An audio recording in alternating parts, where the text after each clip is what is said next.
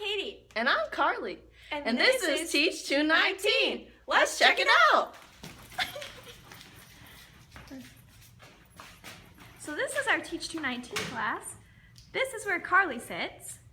I sit right in front of her, and then we have some more of our math squad over here, and then we got the English squad, PE, history, Spanish, performing arts, music, science. We got it all in Teach 219. We're one big happy family. And okay, so Carly and I today are creating a video about our epiphany of learning, of what we learned in Teach 219. So we're saying goodbye to Teach 219, which was quite an experience. So here's a picture of our Google Classroom page that Dr. Purcell created himself. It's been quite a pleasure working with everyone this semester. Welcome to Throwback Thursday, featuring Carly. What even is this? Oh, this is not a thing anymore. Is this like first gen? Whoa! Look at this charger. We didn't do this anymore. What is this? Oh, what is this? Does this even have internet or apps? Look at this. Look at this. Ain't no keyboards no more. Holy shnikes. Is this a Nintendo 64? Oh, I remember this. Aw, yeah.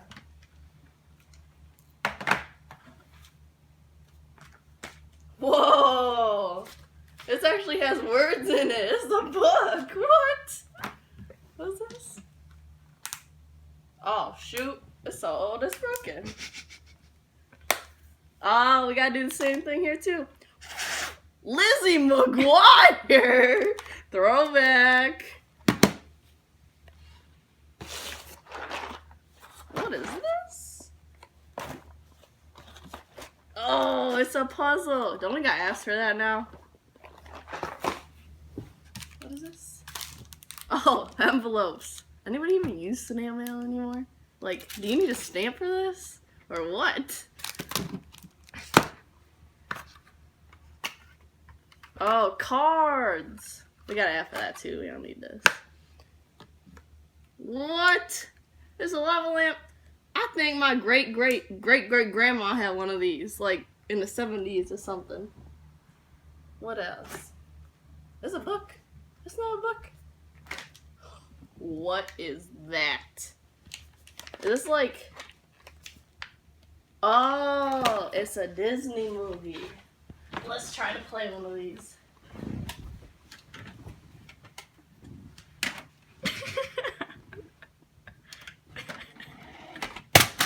What?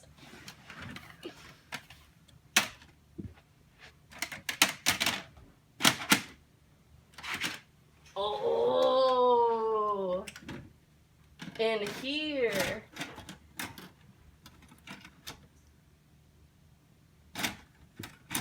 It's not even working anymore. Look at this. What is this doing? Hold the phone. Okay. Oh, snap. So is this the equivalent of like a scratched DVD? Like it's not playing? That's a good question. What is even going on? Rewind it. Do these things even work anymore? Ooh, shoot. Look at that HD quality. What?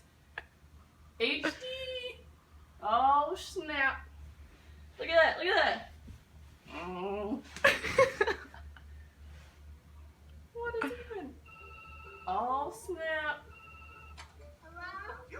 Look, it's got a wire on the phone. What is that even? Disney World. What? See just about everybody. That is too much. We're gonna have to stop this. That's too old for me. Okay, let's see what else we got here. Oh, and this thing. Oh, that's a book too. I remember when we had actual like textbooks like this. Now it's all online. Dang, look at all this old stuff. I don't even know how to use half of this anymore. Technology at its finest. Oh my gosh. Flash forward a few years and Katie's going to show us what technologies we use today. Hello. Alrighty, let's look at some of this stuff. A book, a movie, another book, a puzzle, snail mail, and cards. We don't need that stuff anymore. It's goodbye.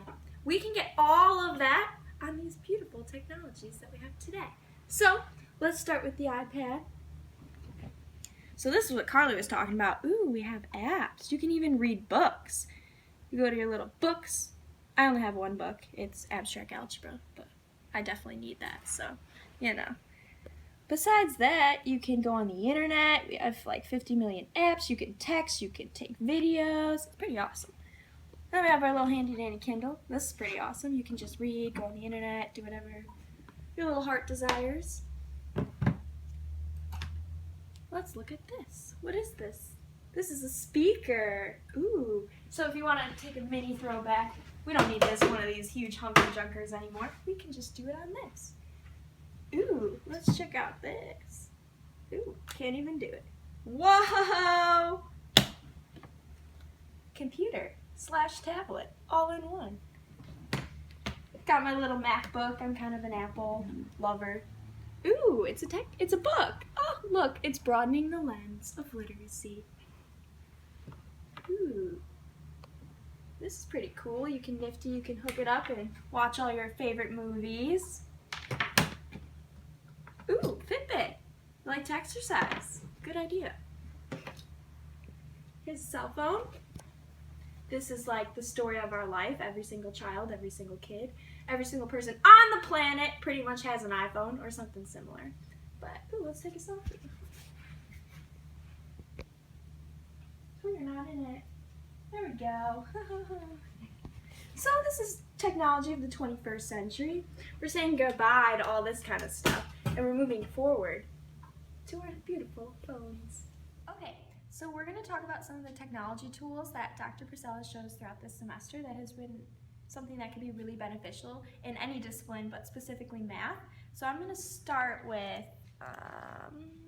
this was for our digital text assignment. So I'm going to start with a plain English video. So quickly, I'm going to show you this. This one's kind of an interesting plain English video, but it's kind of funny. So let's talk about why people don't understand mathematics. We can understand this mystery through an example. Here's a weird cryptogram with some nonsensical symbols, just like math. And here we have Richard and Bert. We want to teach the secret code to them. We tell Richard that this symbol means printer, and this other one means air conditioner. Go ahead, learn it. Good luck, Richard. We talk to Bert in a different way. We tell him how the symbols of the code relate to each other. There are some basic symbols, like this one that means vessel. Here's another one that means air. And there are compound symbols, like a vessel above air. Well, this symbol means an airplane. Here, we have a strange symbol that means control device. And now, Okay, so Dr. Purcell showed us this website called Common Craft, and essentially what you can do with it is you can create plain English videos. You have to have really good, neat handwriting, but it's actually pretty cool. It's something I never even considered doing in a math classroom before this class, but now after seeing everyone else's and getting more information on it, it's something that could be really beneficial maybe on a day like you're not going to be there, or as like a bell ringer, like introduce like a topic to your class, like to make it fun or exciting. So next, here's this thing called Screencast-Matic that Dr. Purcell showed us. So this is what I use for all my blog posts, like to record me using different technologies like my screen. So if you just want to record like you doing something like this and stepping through each step. I have a Mac, so I actually can use QuickTime, but you can also use this if you wanted to. I use this for my Tinkerplot video, and then I use QuickTime for my GSP video. And the last technology that I used this semester that was helpful was this thing. I created a Padlet for my digital text project, and I created like videos within of me like showing little instructions for like a flip lesson, which I can pull it up for you if you want to see it.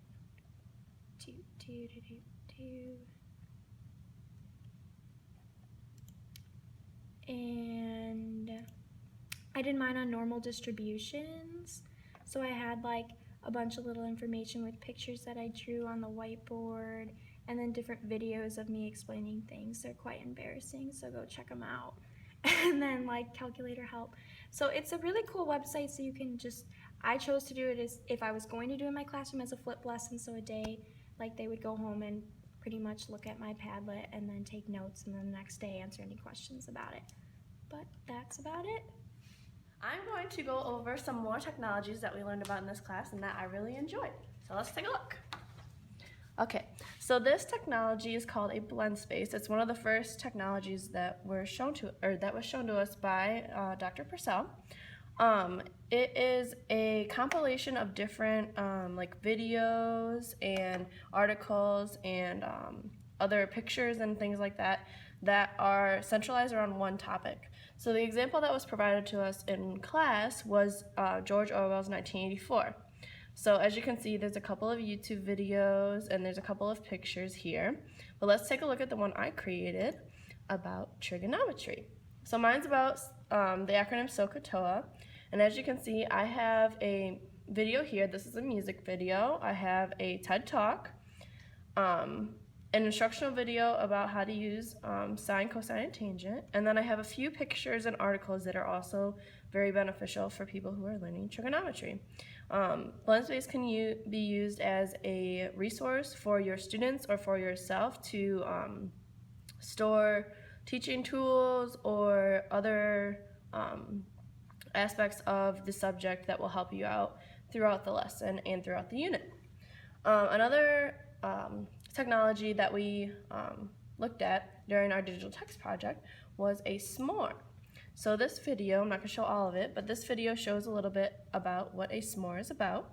So it's kind of like, it's a digital website that you can make a poster basically about a different topics and subjects, and you can include pictures and titles and words and anything basically that you want, and you can change all the fonts as you see over here, the colors, the background, so you can make it your own about whatever subject you want, and it can be used as a tool to go over other subjects. So I'm gonna pause this and go to mine. So mine again is about trigonometry with the SOHCAHTOA. So here I have a couple of titles that I created myself, and then I uploaded pictures in which I wrote and took the picture myself.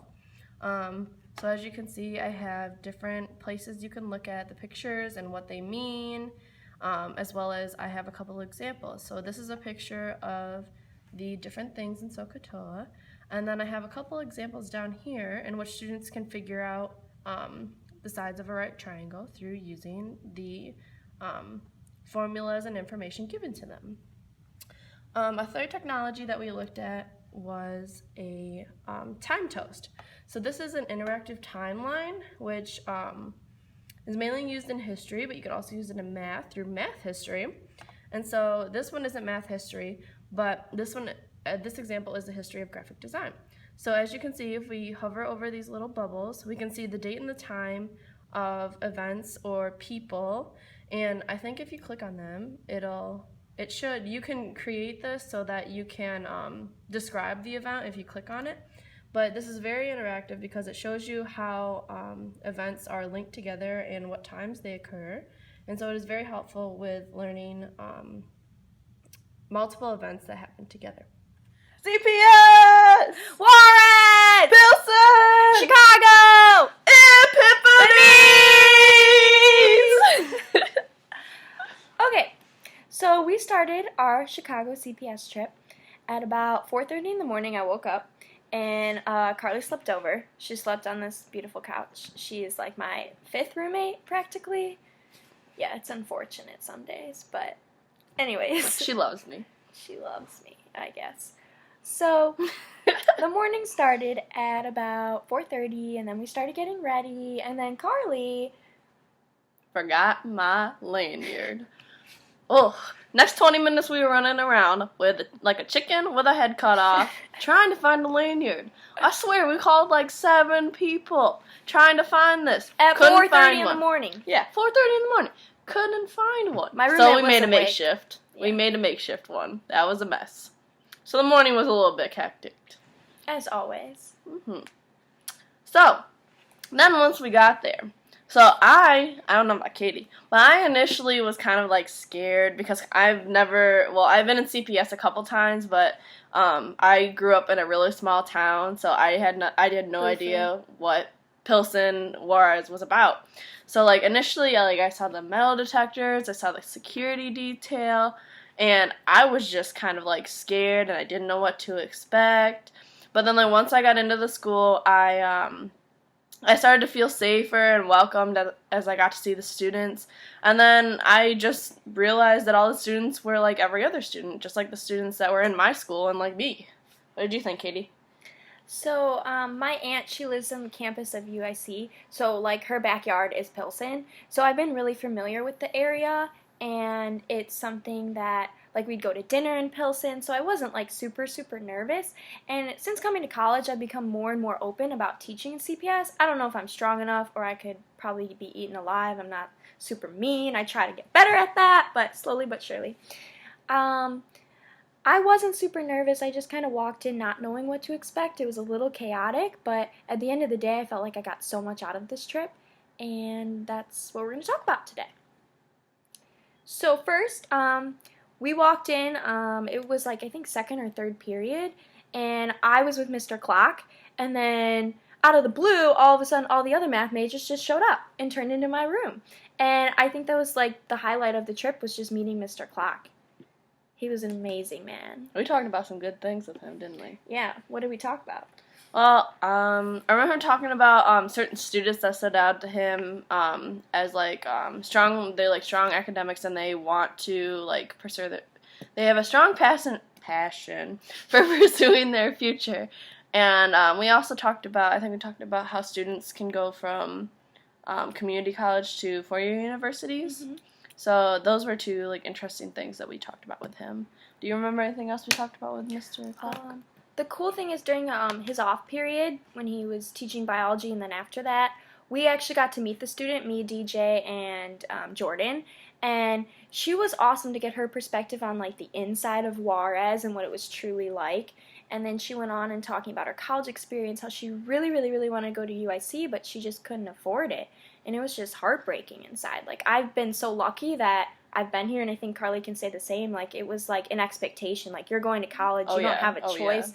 We're going to help you pay for it. And, like, that's just something we grew up with. And hearing these kids, how they're getting ripped away from their education just because they can't afford it, it's extremely screwed up.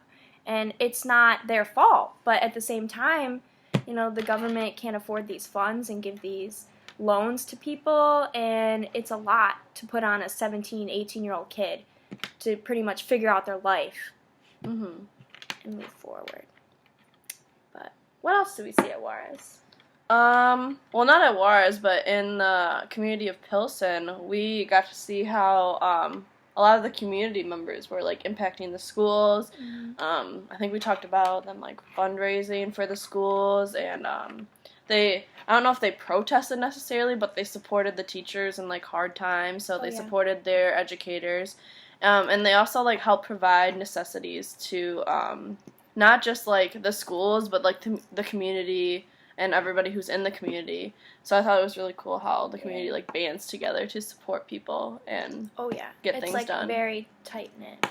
Knit tight, I don't know if that's a word, but it's like the community is like one big family, which is super made cool. Me so like energetic and happy, because like my high school, it sometimes felt like I just showed up and then I went home. It was like 2 separate lives almost, and like I didn't know everybody's name.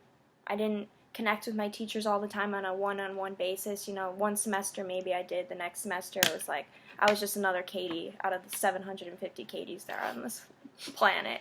But yeah, it was pretty cool, especially how like Juarez opened the doors open for the community to come and work out. I thought that was really cool. And Yeah. Well, even, like, I went to a smaller school, so, like, I graduated with a class of 57, and we only had about 300 people in my class, so, like, even in my community, which is much smaller than Pilsen, we don't even do as, we don't band together as much as the community of Pilsen did. I mean, we band together a lot because we're a smaller town and everybody knows each other, but Pilsen does a lot more for their educators and for everybody that lives in the community, and it was just great seeing that because you don't see it every day. So, yeah. What do you have? Another big thing I liked is that Mr. Clock was telling us about, like, these real-life projects the students were given. So it's kind of like what Danielle was talking about last week with her service projects, how, like, the students would go out into the real world and help the community and use it as, like, a project. So I think he was giving his students projects about, like, supply and demand or something with economics. I don't quite remember exactly, but it was more like the kids go out and get the data themselves, and then they bring it back to class and present it and how they changed the community and what they learned. So it's more like moving your classroom outside of the classroom, which I think is really cool. I wasn't there for any of that, but Too bad. in my classes, I noticed they had a very different grading policy than I was used to. So, like, at Juarez, they use what they call benchmarks. They can be, like, compared to, like, objectives or standards.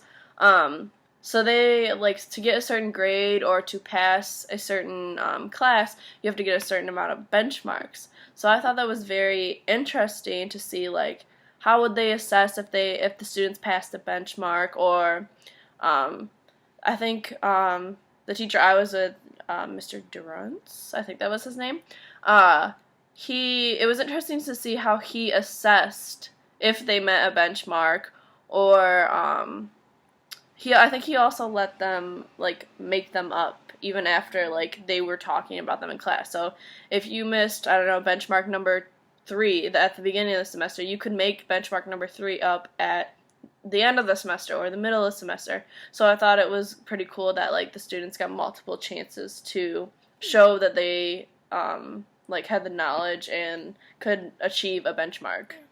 Kind of sounds familiar. Oh, yeah. What class?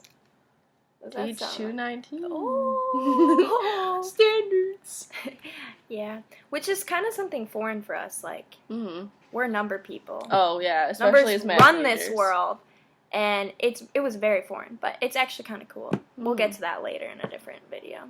Different epiphany. Epiphany. Um, What else you got? so we also went to the Black History Month. Oh, yeah. That's pretty cool. What's it called? Presentation? Assembly? Assembly. Yeah, that's what it's called. Yeah. That was pretty cool. The comedians were pretty funny.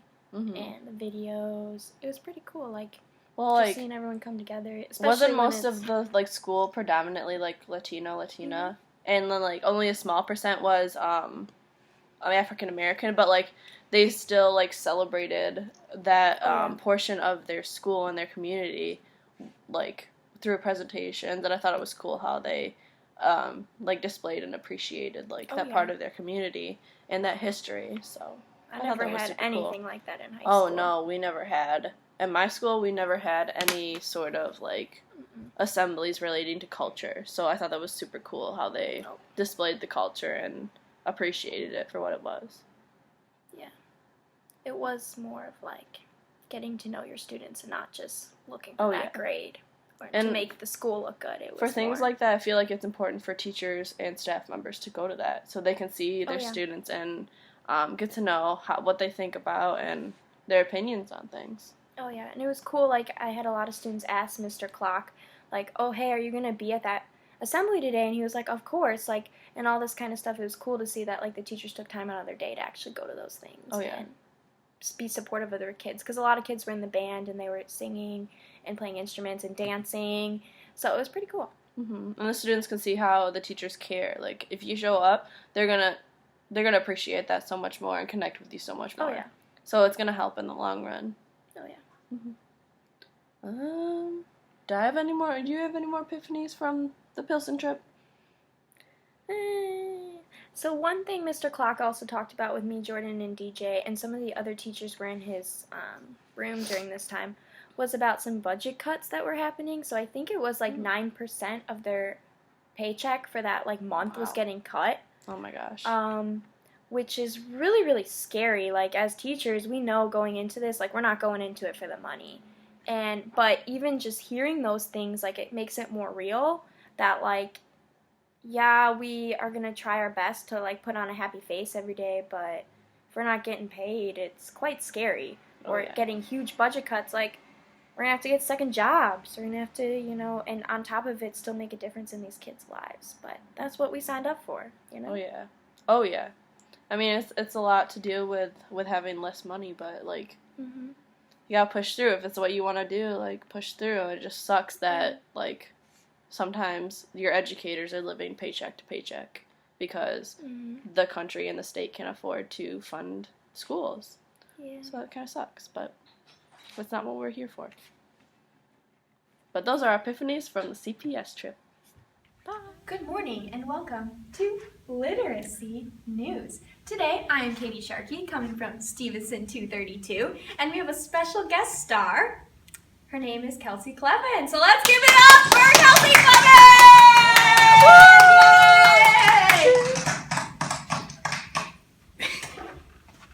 So how are you today? Good, how are you? Good morning. It's a little early. You need some coffee?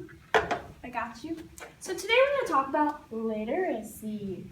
So I only have 2 questions for you, so not too difficult, but let's start. What does literacy mean to you? To me, literacy means the ability to read and write, but to also use text within our daily lives. Oh, how cool. I couldn't agree more. So what does it look like in your life?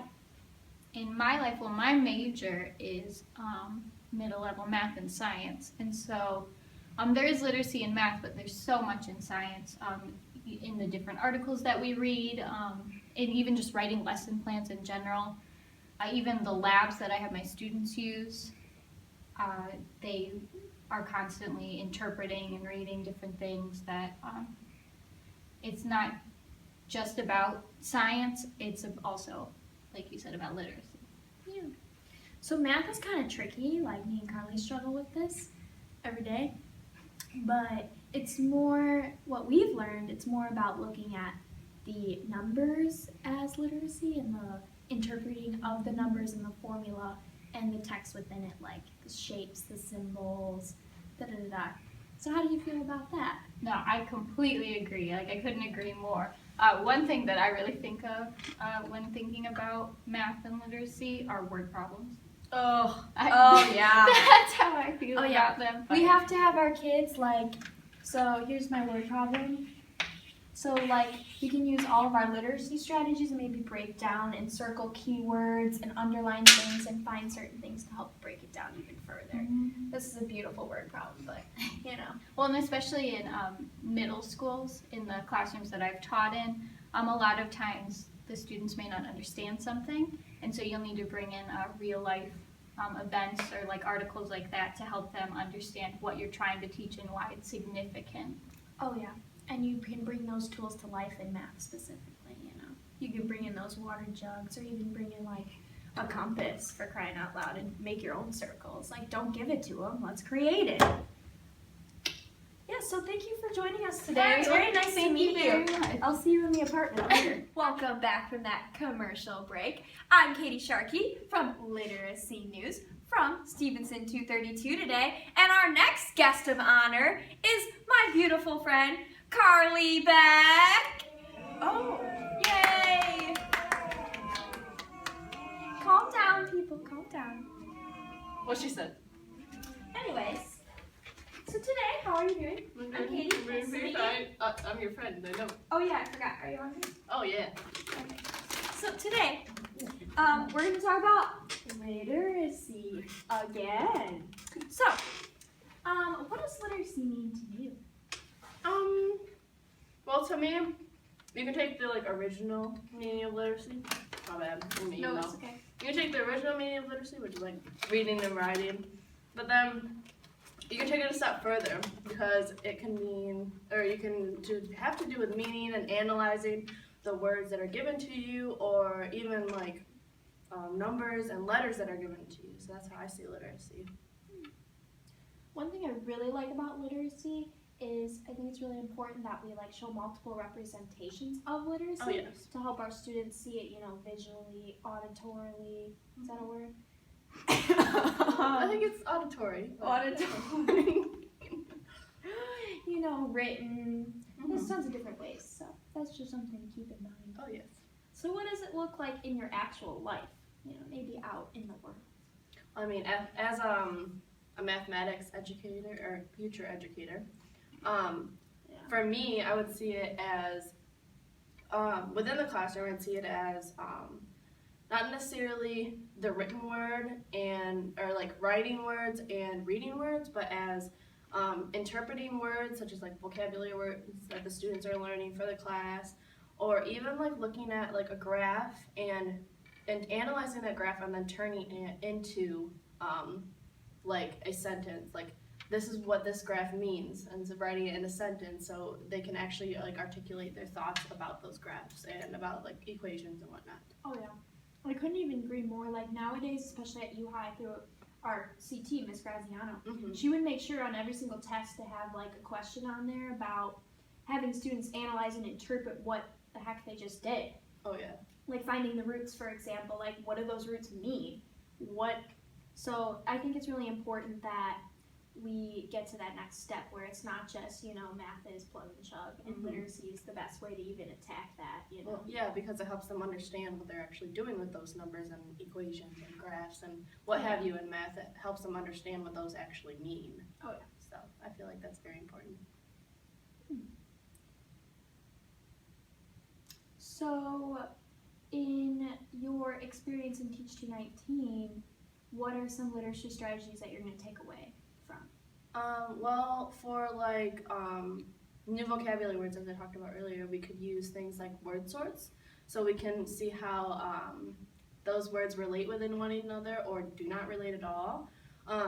To do relatability and like things that don't relate, you could also use like bubble charts and different things like that to see how they relate. Yeah. So for example, like you could have like a bubble here, and if it relates to something else, you would draw it like this, and then it could relate to something else. But through these lines, you can see how they relate or how they don't relate. So like these ones may not. Who knows? But you could figure that out and help them connect with each other by creating one of these charts.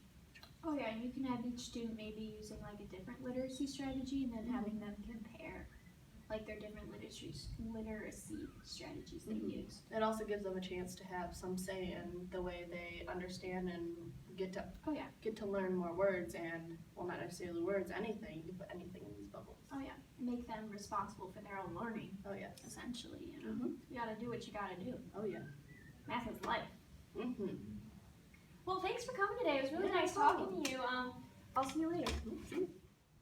Goodbye. Bye. Teach 219 is a wrap. Wrapping it up. Read it. What it is.